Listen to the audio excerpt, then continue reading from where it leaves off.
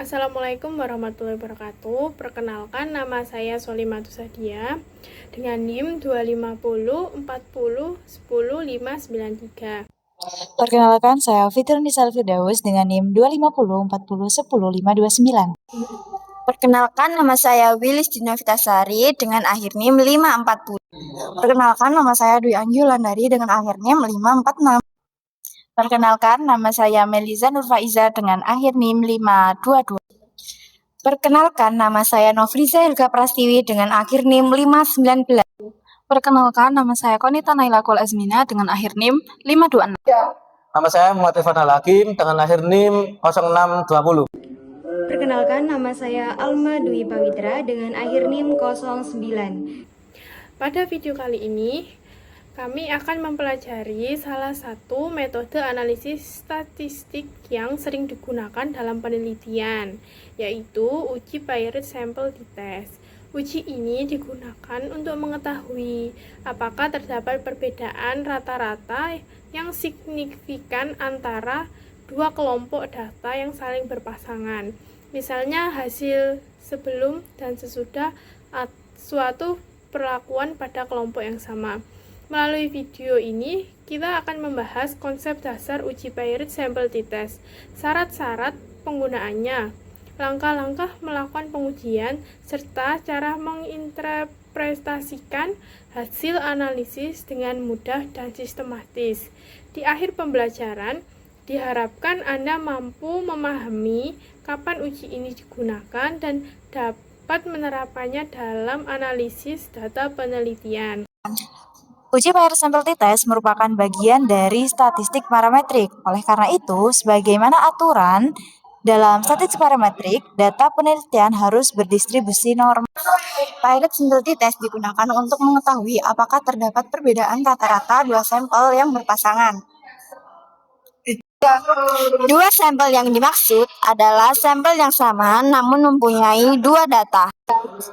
Nah, kemudian cara dasar pengambilan keputusan pada Paired Sample T-Test yaitu jika nilai sigma to tilde lebih kecil dari 0,05, maka terdapat perbedaan yang signifikan antara hasil belajar pada data pre-test dan post-test.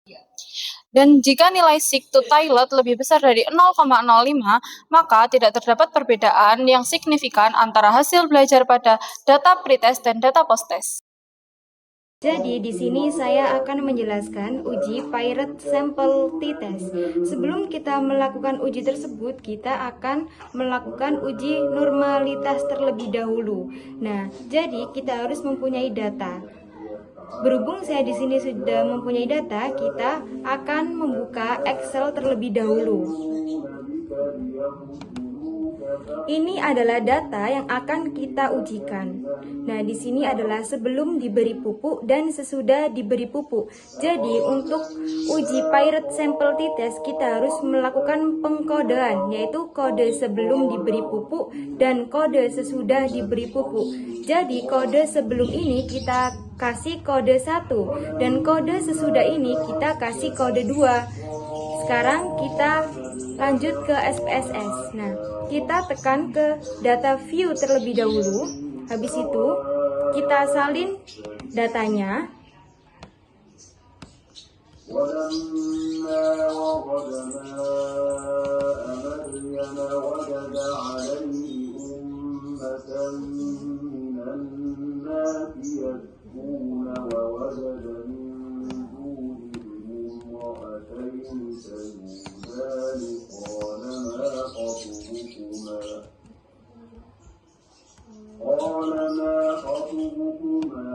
Habis itu kita akan menuliskan pengkodeannya, yaitu ini kode sebelum,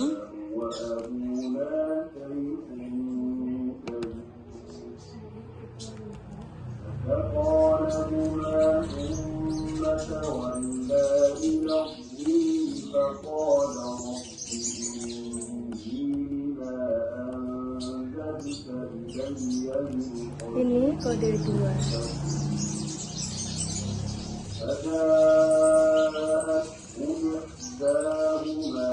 Nah, Selanjutnya kita klik ke variable view.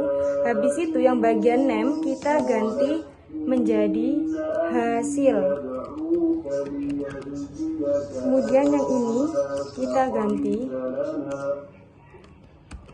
kode. Desimalnya kita ganti menjadi 0.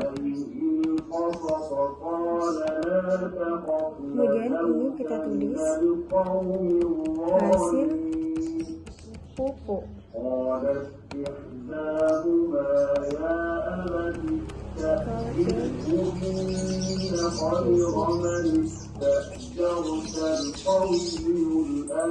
Kemudian kita kembali lagi ke data view. Habis itu kita klik analyze, kemudian descriptive statistik, kemudian explore.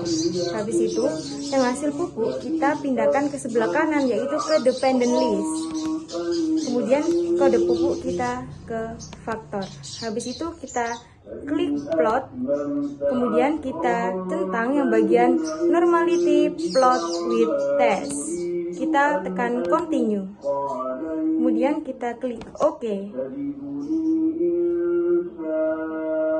dan muncul hasil output SPSS, yaitu uji normalitas.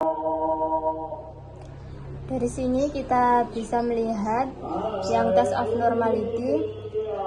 Karena datanya kurang dari 30 responden, maka yang kita lihat yang sapirowil. Hasil pupuk 1 itu nilai SIG-nya 0,960, maka data dinyatakan normal. Dan hasil pupuk yang kedua nilai SIG-nya 0,042, maka data dinyatakan berdistribusi normal. Jadi setelah kalian menemukan hasil